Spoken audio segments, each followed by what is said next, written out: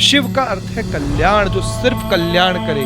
इतने भोले हैं कि एक लोटा जल कहीं भी मिल जाता है, मुफ्त मिल जाता है। लोटा भी महादेव के मंदिर में मिल जाता है। चढ़ाया, बम बम भोले महादेव प्रसन्न। कुंती ने पूजा की तो कुंतीश्वर हो गए, राम ने पूजा की तो रामेश्वर हो गए, पीपल के नीचे पूजे तो पिपलेश्वर हो गए, बड़ के नीचे पूजे गए तो बड़ेश्वर हो गए। बोला क्यों कहा गया है? शिव स्वरूप क्या है? शिव कौन है? कि सबके स्वामी होने के बाद भी उनका मोह किसी भी संसार की नश्वर तत्व से नहीं। महादेव ज्यादा नियम कायदे में भी नहीं पड़ते, जबकि खुद वेद स्वरूप में अगर हरि की भक्ति करनी है तो हर बन के करो, महादेव बनकर करो, और महादेव की भक्ति करनी है तो हरि बन के करो। हमने एक शब्द हमेशा सुना होगा, शिवो हम, कि मैं शिव। लेकिन यहाँ मैं कौन है? कई लोग मुझसे ये प्रश्न भी पूछते हैं कि ओम नमः शिवाय क्या हम जप सकते हैं? पंचाक्षरी मंत्र ओम नमः शिवाय का शास्त्रों के विधान से तो गुरु के द्वारा देने पर ही जपना चाहिए। 5 अक्षर का मंत्र है तो 5 लाख जप का अनुष्ठान संकल्प से करो इस श्रावण में। निश्चित रूप से जो असंभव है वो भी तुम्हारे लिए होगा। श्रावण का पावन पुनीत ये महीना मनुष्य के जीवन में एक अवसर है कि वह अज्ञानवश, भूलवश जो भी अपना समय नष्ट कर चुका है या जो भी ऐसे कर्म कर चुका है जिसके कारण वह बंधन में बंधा हुआ है, उन सभी कर्मों को नष्ट करके वह अपने जीवन को यथार्थ बना सकता है। क्यों? यह महीना किसका है? भोले बाबा का, महादेव का, शिव शंभू का, जो अत्यंत भोले हैं। बोला क्यों कहा गया है? शिव स्वरूप क्या है? सर्वप्रथम समझो, शिव कौन है? हमने एक शब्द हमेशा सुना होगा, शिवो हम, कि मैं शिव हूं। लेकिन यहां मैं कौन है? क्या इस संसार की अभिलाषाओं की पूर्ति के लिए जो ढांचा काम कर रहा है, क्या वह मैं है? या जो अपने स्वार्थ के लिए जी रहा है वह मैं है? आखिर ये मैं है कौन जिसे शिव कहा गया है? और अगर यह शरीर शिव है तो फिर परेशानी की क्या बात है? कष्ट क्यों है? दुख क्यों है?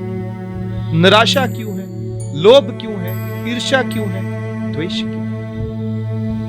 नहीं, यह शिव नहीं। मैं शिव हूं, शिवो हम, इस शब्द का अर्थ जिसे मैं मानकर जी रहा हूं, जिसे मैं अपने नाम से जानता हूं, जिसे मैं इस शरीर के रूप में जानता हूं, वो मैं नहीं है। वो कौन सा शिव है? जो भोला है। भोला का अर्थ क्या है? निर्दोष है, जिसमें कोई विकार नहीं है, जिसमें किसी भी प्रकार का कोई छल नहीं है। वह शिव कौन है? हमारी पुण्य आत्मा। तो आत्मा का स्वभाव कैसा है? भोला, निश्छल, निष्पापी, निष्कलंक,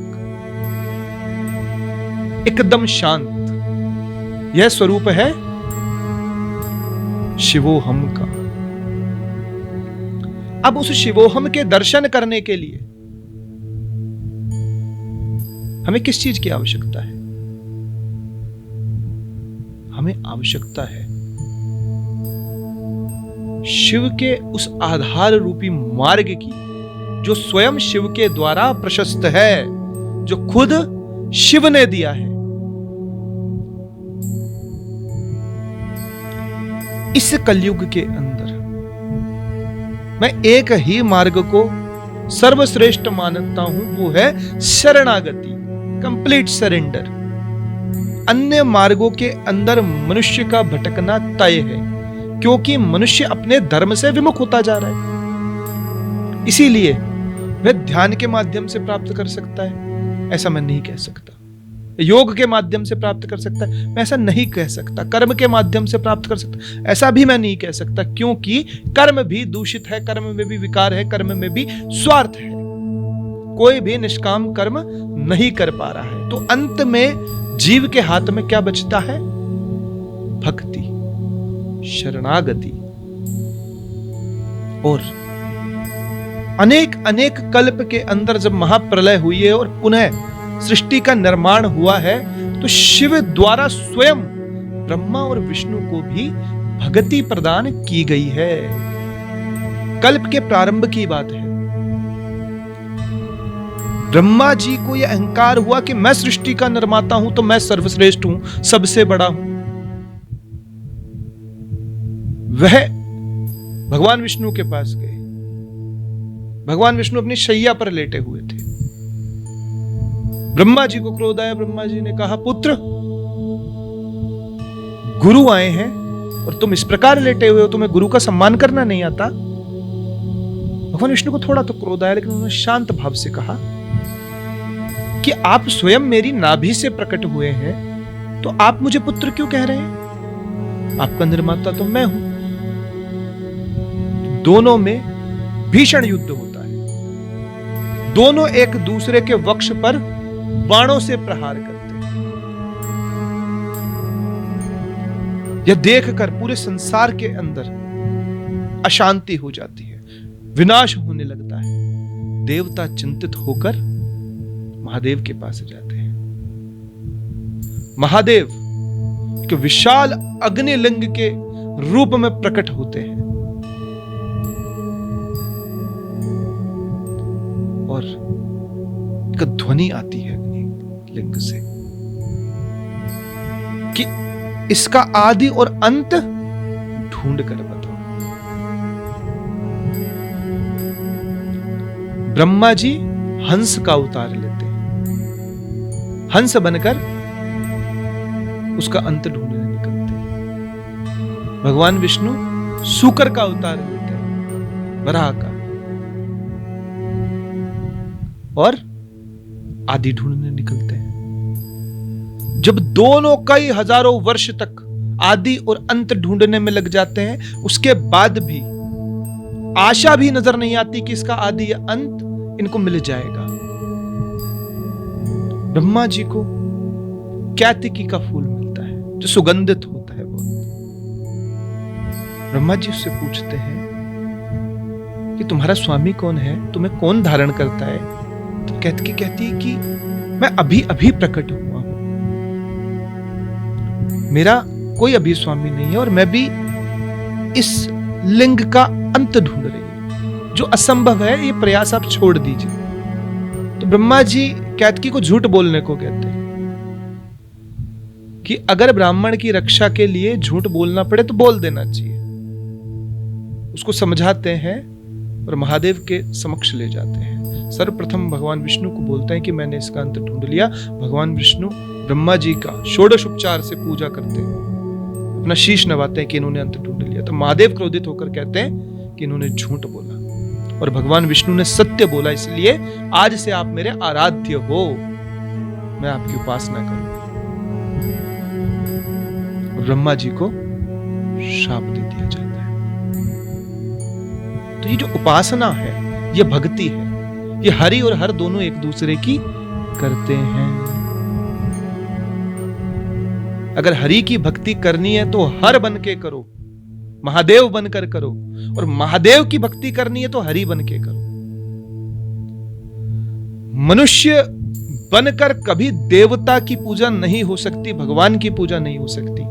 भगवान की पूजा हो सकती है तो भगवान बनकर, देवता की पूजा हो सकती है तो देव बनकर, लेकिन अहंकार युक्त नहीं, सगुण युक्त।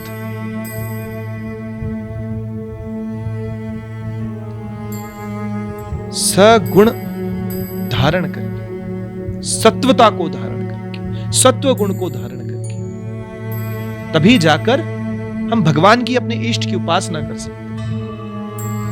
आज बहुत सारा मतभेद देखने को मिलता है कि हरि हर में लोग भेद करते हैं। कोई विष्णु को श्रेष्ठ बताता है, कोई महादेव को श्रेष्ठ बताता है, कोई अंतर ही नहीं है।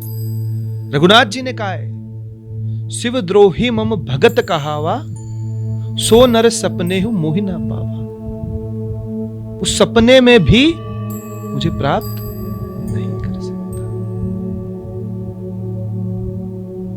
इसीलिए अगर नारायण की भक्ति कर रहे हो और रुद्र भाव में नहीं हो, महादेव के भाव में नहीं हो, तो भक्ति व्यर्थ है। और अगर महादेव की भक्ति कर रहे हो और स्वयं नारायण भाव में नहीं हो तो भक्ति व्यर्थ है। महादेव को पाना है तो स्वयं में नारायण को जागृत करो, नारायण को पाना है तो स्वयं में महादेव को जागृत करो, तब जाके तुम्हारी भक्ति सफल हो पाएगी। लोगों में बहुत सारा महादेव को लेकर यह भी संशय होता है कि हम किस मंत्र का जप करें, हम क्या बोलें, क्या चढ़ाएं। देखो, भोले बाबा तो बहुत सरल है, वह तो त्याग का प्रतीक है कि सबके स्वामी होने के बाद भी उनका मोह किसी भी संसार की नश्वर तत्व से नहीं, वह हमेशा देने में विश्वास रखते हैं। उनका सुख किसमें है? देने में। शिव भाव को अपने अंदर अनुभव करना है तो देने में खुश रहो। महादेव निश्चित रूप से तुम पर कृपा करेंगे। और अगर भाव छीनने का होगा, झपटने का होगा, तो महादेव की कृपा कैसे प्राप्त होगी? इतने भोले हैं कि एक लोटा जल कहीं भी मिल जाता है, मुफ्त मिल जाता है। लोटा भी महादेव के मंदिर में मिल जाता है, चढ़ाया, बम बम भोले, महादेव प्रसन्न। किसी भी प्रकार का अन्यत्र करने की आवश्यकता ही नहीं पड़ी। बम बम बम कह के गाल बजा दो, वो प्रसन्न महादेव। इतने सरल है, तुरंत अपनाते हैं, तुरंत अपनाते हैं। कुंती ने पूजा की तो कुंतीश्वर हो गए, राम ने पूजा की तो रामेश्वर हो गए, पीपल के नीचे पूजे तो पिपलेश्वर हो गए, बड़ के नीचे पूजे गए तो बड़ेश्वर हो गए। कोई रोजगार मांगने गया तो रोजगारेश्वर हो गए। जैसी भावना, जैसी इच्छा, जैसा भगत, जैसी भक्ति, तुरंत उसे स्वीकार करके अपना स्वामित्व उसको प्रदान करते हैं कि जा तेरे पीछे मैं हूं। जब भूत प्रेत इस पूरे संसार में भटकते रहे, किसी देवता ने उन्हें नहीं अपनाया, क्योंकि वे तामसी प्रवृत्ति के होते हैं। तो किसने अपनाया उन्हें? भूतनाथ भगवान महादेव ने, कि तुम्हारा भी नाथ मैं। जो बेचारे पशु हैं निर्दोष से, जिनको लोग काट कर खा जाते हैं, उनका भी स्वामी कौन बना इस संसार में? पशुपतिनाथ महादेव बने। सनातन की यह बहुत बड़ी सुंदरता और सौभाग्य है कि महादेव की पूजा, महादेव के प्रति भक्ति सनातन के अंदर उपस्थित है। महादेव ज्यादा नियम कायदे में भी नहीं पड़ते, जबकि खुद वेद स्वरूप में है। नियम कायदे, वेद शास्त्र सब शिव का ही स्वरूप है। वेद स्वरूप होने के बाद भी जैसी जिसकी भावना, उसको उसी प्रकार से फल देते हैं। इसीलिए अर्पण अगर कुछ करना है महादेव को तो स्वयं को ही करना पड़ेगा। वो प्रसन्न सबसे ज्यादा तभी होते हैं जब उनका अंश उनसे जा मिलता है, तब निश्चित रूप से महादेव की कृपा आप पर होती ही होती है। कितना ही किसी ने पाप किया हो, उसे महादेव से क्षमा मिली ही मिली। हम अज्ञानी मनुष्य हैं, मोह माया के चक्कर में फंस के कई बार हमसे गलत कर्म होते हैं, पाप होते हैं, लेकिन उन्हें क्षमा कौन करता है? महादेव। भावी मेट सकई त्रिपुरारी, जो ब्रह्मा जी ने लिख दिया कर्म के अनुसार फल आपके जीवन में होने वाला है, अगर महादेव की शरण में गए तो उसे भी महादेव मिटा देंगे। कौन उदाहरण? मार्कंडेय ऋषि, जिनकी आयु मात्र 16 वर्ष लिखी गई थी कि उनका 16 वर्ष के अंदर देहांत हो जाएगा, लेकिन महादेव को पकड़ लिया, छोड़ा ही नहीं मार्कंडेय ऋषि कि दाता मेरे तो जो हो वो आप हो। यमराज स्वयं भी आ गए लेकिन प्राण हरण नहीं कर पाए। इसीलिए कोई कर्म हो जाए गलत, भाग्य में नहीं हो, महादेव के प्रति शरणागत हो जाए, निश्चित रूप से उद्धार होगा, निश्चित रूप से कल्याण होगा। सारे असुर राक्षस जिन्हें कोई वरदान इतनी आसानी से नहीं देता था, क्योंकि फिर वह देवताओं के बीच जाके उत्पात मचाते थे, स्वर्ग में जाके उत्पात मचाते थे। तो वे नारद जी से पूछते हैं कि ऐसा भगवान बताओ जो जल्दी प्रसन्न हो जाएगा, हम उनके शरणागत हो जाते हैं। तो नारद जी ने उपदेश दिया कि महादेव एक ही है, हजारों वर्ष तक एक टांग पे खड़े होकर नमः शिवाय करते महादेव प्रकट होकर उनकी इच्छा अनुसार वरदान उनको दे देते थे। शिव का अर्थ है कल्याण, जो सिर्फ कल्याण करे।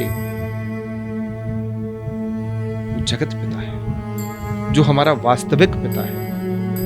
उन महादेव की भक्ति में लीन होने का ये समय। कई लोग मुझसे ये प्रश्न भी पूछते हैं कि ओम नमः शिवाय क्या हम जप सकते हैं क्या? पंचाक्षरी मंत्र कैसे निकला ये? भगवान के पंचमुख है। महादेव के कितने मुख है? पंचमुख। पांचों मुखों से पंचाक्षरी मंत्र निकला है,